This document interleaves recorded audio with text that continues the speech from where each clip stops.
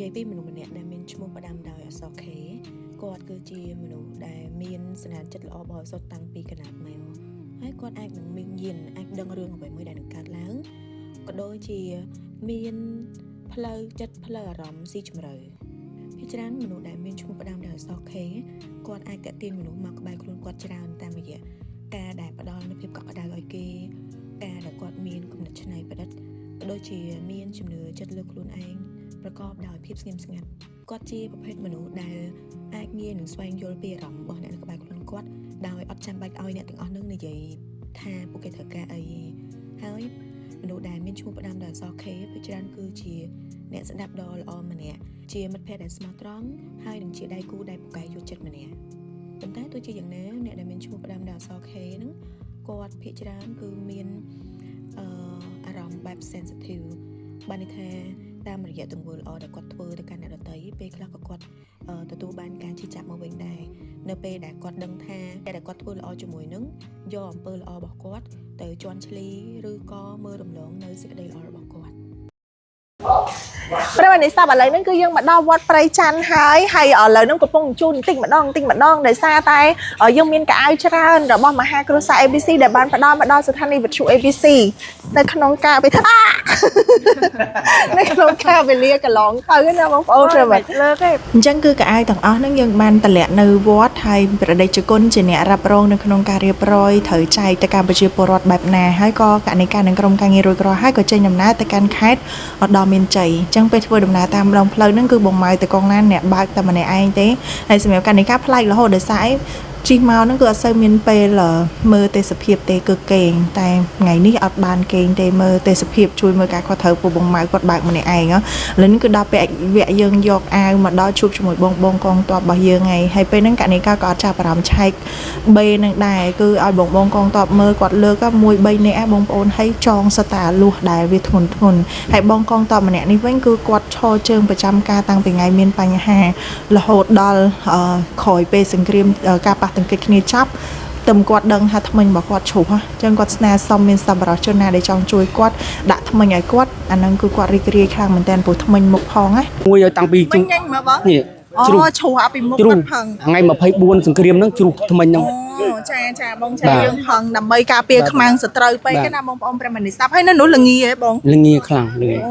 ដល់ពេលឥឡូវបានអាបងយកបាញ់ឆាយគេណាយ៉ាងណាក៏យើងគួបោកប្រើប្រាស់ទៅតាមនឹងទៅហើយអរគុណណាស់ម្ដងទៀតបងអរគុណមែនតើសម្រាប់ទឹកចិត្តនិងភាពអង្អាចក្លាហានចំណែកបងខាងមកកងពលនេះវិញគាត់ថាបើបានស្បៀងបន្ថែមគឺកាន់តែល្អព្រោះនៅនោះគ្នាច្រើនអញ្ចឹងទៅស្បៀងអាចនឹង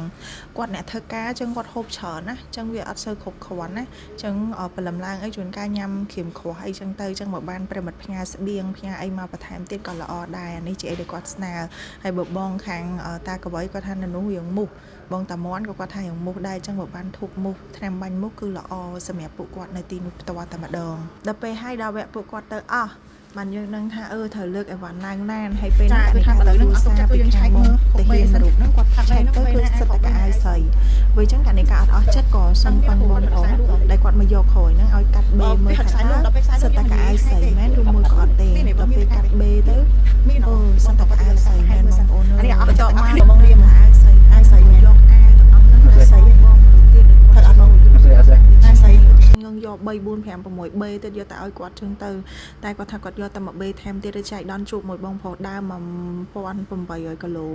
ចាដែលគាត់ដើរដែលស្ម័គ្រចិត្តណាខាងជាមួយនឹងបងវ៉ាន់ដេនៅខាងសាលាដូងអានេះបើតាមអីដែលគាត់ប្រាប់បាទហើយដើរតាំងពីពេញ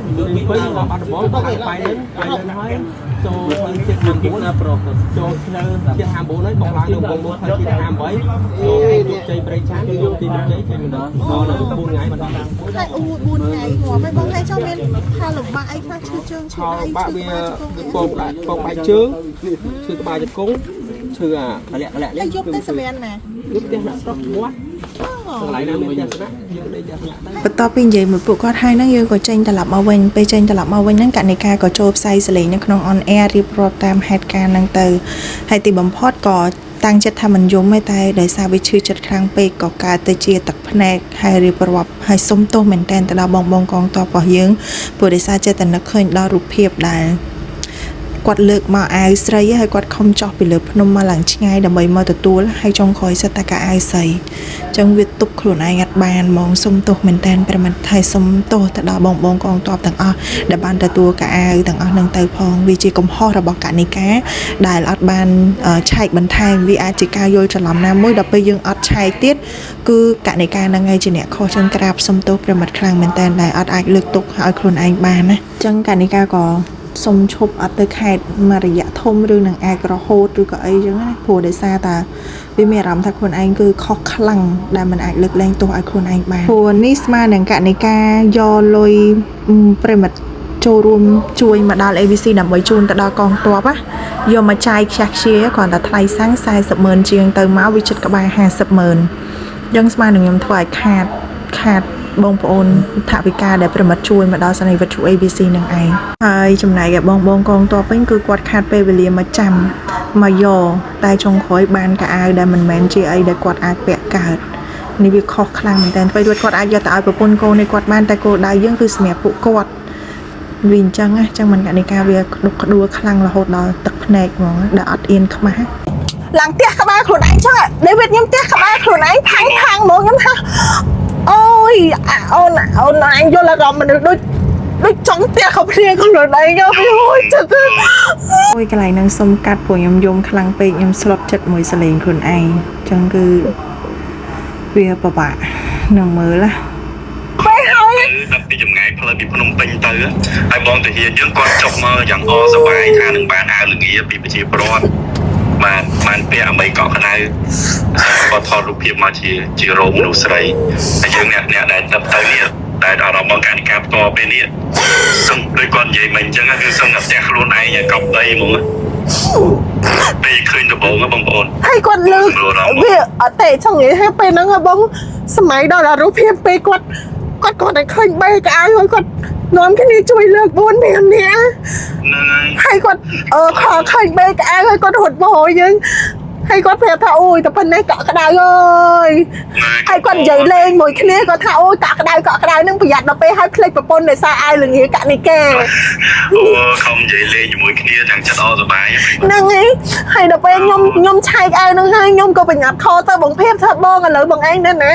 ខ្ញុំសុំយកមកបេទៀតទៅឲ្យបងឯងខ្ញុំខឹងខ្លួនឯងថាមិនបិណ្ឌខ្លួនឯងប្រហែលអត់មានឆែកឆេអីសោះចឹងណាហើយលុយប្រិមិត្តមកចាក់សាំងដេវីតចាក់សាំងអស់40,000 ជាងមកពេញហ្នឹងចង់មានន័យថាខ្ញុំមិនផ្លាញលុយប្រិមិត្តដែលជាមូលនិធិប្រិមិត្ត40,000ណាខ្ញុំមិនផ្លាញលុយប្រិមិត្ត